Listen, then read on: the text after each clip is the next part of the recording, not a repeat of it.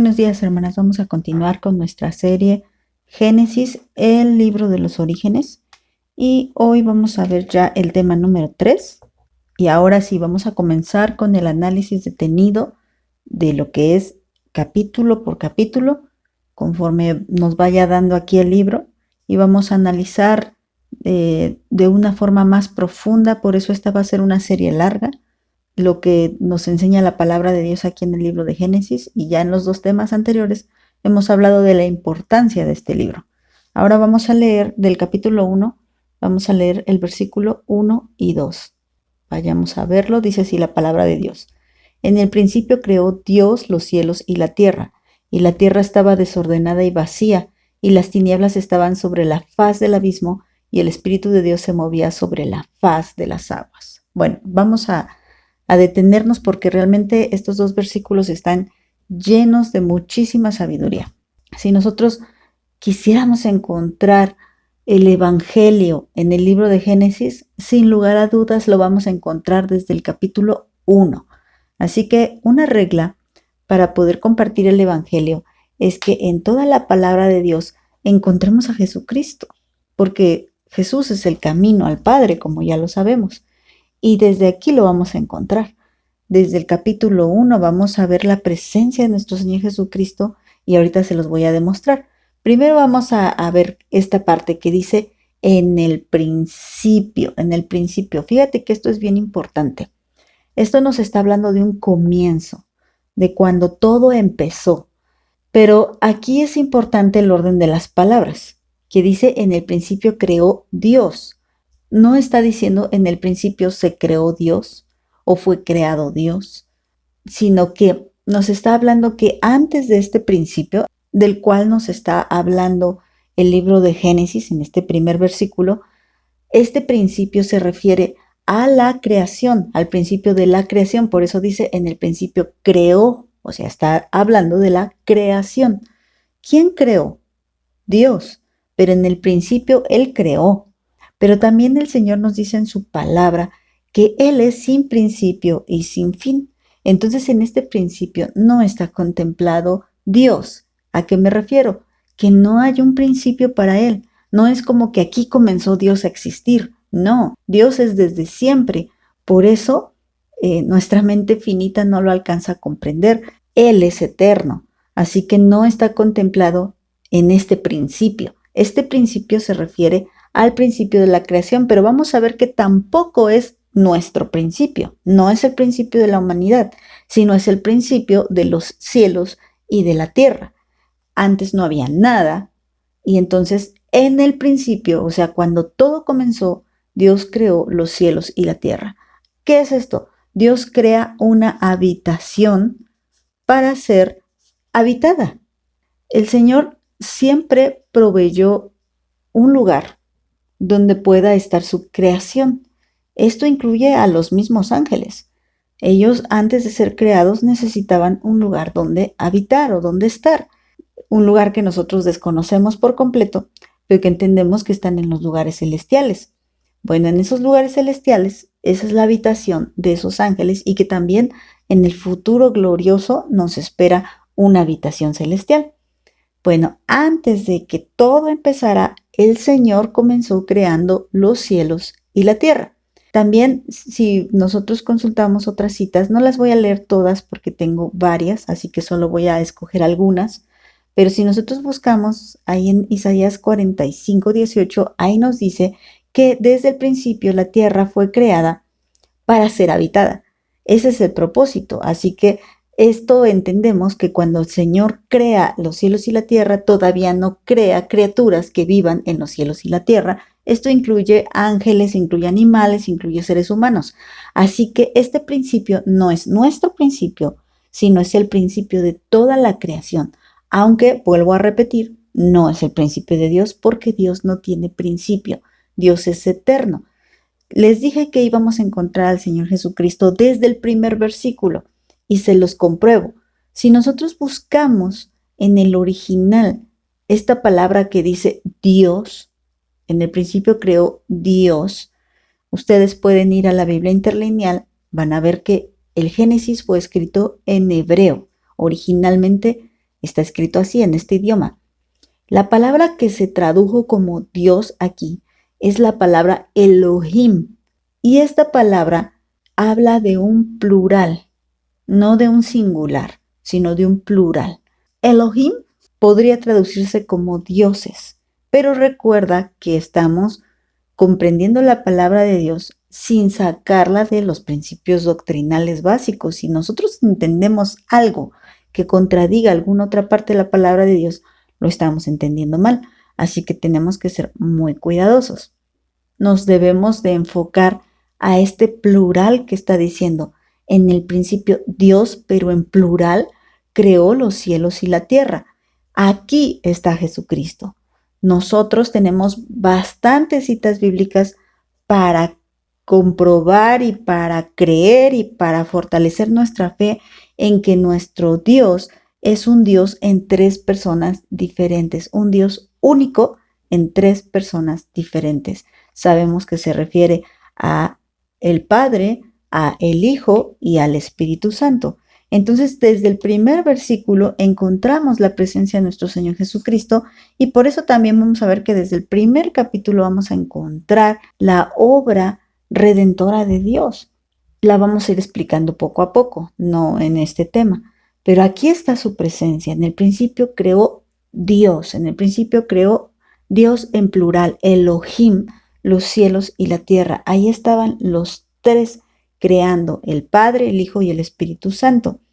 E inmediatamente en el versículo 2 nos va a decir cuál es el proceder o cuál es el actuar del Espíritu Santo. Pero ahorita, bueno, vamos a continuar con el principio del versículo 2. Ya nos dice primero que Él crea, pero hay algo que pasa entre el versículo 1 y el versículo 2. Todo esto ocurre en diferente tiempo, porque nos está explicando de manera rápida cómo comenzó todo, pero en realidad el punto principal no es qué pasó en ese ínter, porque de hecho no nos habla de esto. Génesis nunca nos va a hablar acerca de la creación antes de la humanidad. Al menos no nos va a hablar de esta a detalle. Solamente nos habla estos dos versículos y después ya comienza inmediatamente a lo que conocemos hoy como nuestro planeta y las cosas naturales que entendemos de nuestro planeta. Ahora bien, hay algo que sucede entre el versículo 1 y el versículo 2. ¿Por qué? Porque hay principios que entender. Nosotros tenemos un Dios de orden, tenemos un Dios santo, un Dios que hace las cosas perfectas. Mira, este versículo sí lo vamos a leer. Salmo 33:4 dice de la siguiente manera: porque recta es la palabra de Jehová y toda su obra es hecha con fidelidad. Entonces, si tenemos este principio de que la palabra de Dios es recta y vamos a ver, a comprobar que efectivamente con solo el poder de su palabra fue hecho, y esta palabra es recta, y luego dice que todas sus obras son hechas con fidelidad, ¿cómo es que para el versículo 2 nos encontramos con una tierra desordenada, vacía y en tinieblas? ¿Dónde está lo recto o dónde está la fidelidad? Bueno, aquí hay algo bien importante. Nunca nos dice la palabra de Dios y entendemos que es así, que no es, el problema no está en que Dios no fuera fiel, el problema está en algo que sucedió aquí. Y aunque, como les digo, no nos lo va a decir Génesis, sí hay otras partes de la Biblia que nos lo van a mencionar y uno de ellos es Segunda de Pedro. No lo voy a leer, pero en Segunda de Pedro capítulo 3, versículos 5 y 6 nos dice que antes el Señor creó los cielos y que el mundo antiguo pereció inundado en agua. Puede referirse tanto al diluvio como de referirse al tiempo que estamos hablando, porque aquí nos dice también en Génesis que la tierra estaba llena de agua, porque dice el Espíritu de Dios se movía sobre la faz de las aguas. Entonces está desordenada, está vacía, vacía en el sentido de que no tenía habitantes, a eso se refiere. Desordenada en que el agua estaba por todos lados. Imagínense que llueve horrible, nosotros tenemos bien acomodadita nuestra casa y de repente se mete el agua y todo hace su desbarajuste en la casa. Imagínense el lodo, como todo empieza a flotar, hay un desorden terrible. y hay un vacío porque no puede haber vida en un lugar que está inundado. Entonces está vacía, no hay vida, no hay seres vivos, está desordenada y hay algo que gobierna en ese lugar que son las tinieblas. Hay algo que está ahí presente, pero, aquí encontramos inmediatamente un pero, por eso les digo, desde aquí vamos a encontrar lo que Dios hace por su creación, y es que el Espíritu de Dios se mueve sobre la faz de las aguas. Es que no importa que caótica sea la situación, Dios sigue teniendo el control. Ahora, desde que Dios crea el universo, todo, el Señor ya sabe cuál será el final de cada creación, de cada parte de su creación o de cada criatura, de todo lo que pase, el Señor ya lo tiene contemplado. Así que nada le toma por sorpresa. Este desorden, ese vacío y esas tinieblas era algo que Él ya sabía y que permitió en su infinita sabiduría. Desde que Él crea en un principio los cielos y la tierra, Él ya sabía que iba a crear una humanidad que en el futuro, después, iba a habitar esa tierra. Entonces, también Él ya sabía que iba a crear seres angelicales que iban a habitar esos cielos. Y también aquí, hablando de este desorden, ¿qué es lo que pasa? Bueno, otra cita que nos habla de ese acontecimiento es Isaías capítulo 14, versículo 12. Nos dice que Lucifer o Satanás, o lo que conocemos como el diablo, era un ángel de luz y él fue derribado a tierra. ¿Por qué? Porque se corrompió. Rápidamente también les comento que Lucas capítulo 10, versículo 18 también nos dice, el Señor Jesucristo mismo nos dice que ve a Satanás caer como un rayo. ¿Y a dónde cae? A la tierra. Esto se entiende que sucede entre el versículo 1 y el versículo 2 de Génesis, y a eso se debe el desorden tan terrible que ahora había en la tierra, porque el Señor creó perfección. El Señor creó un lugar absolutamente habitable, pero en algún momento sucede esta rebelión de Satanás y Satanás no puede estar más ya en el Monte Santo, así que es arrojado a tierra. Y bueno, por último, quiero leerles el Salmo 104 y les voy a leer 3 versículos de este salmo. Realmente, si ustedes leen el título del Salmo 104, dice Dios cuida de su creación. Así que el tema principal del Salmo 104 es la creación. Vamos a tomar varias referencias en algunos temas más adelante de este salmo, porque esto nos va a servir como si fuera una explicación, una ayuda, una herramienta para entender Génesis, el Salmo 104. Bueno, vamos a leer el versículo 5 y el versículo 6 y el versículo 30. Se los voy a leer. Dice así: Él fundó la tierra sobre sus cimientos, no será jamás removida. Como con vestido la cubriste, y sobre los montes estaban las aguas. Y aquí nos dice desde que creó esto y luego qué pasó. Bueno, había agua incluso por encima de los montes.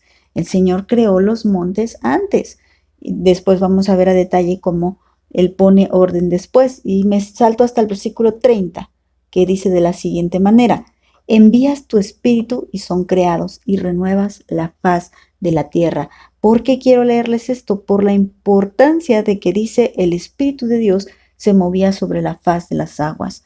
Esta es la situación, esta es la condición que tiene una persona que cae en rebeldía, que no quiere acordarse de su Creador, como ya lo vimos desde el tema 1. ¿Y qué pasa? Hay una vida desordenada, vacía y en tinieblas. Y así estábamos todos.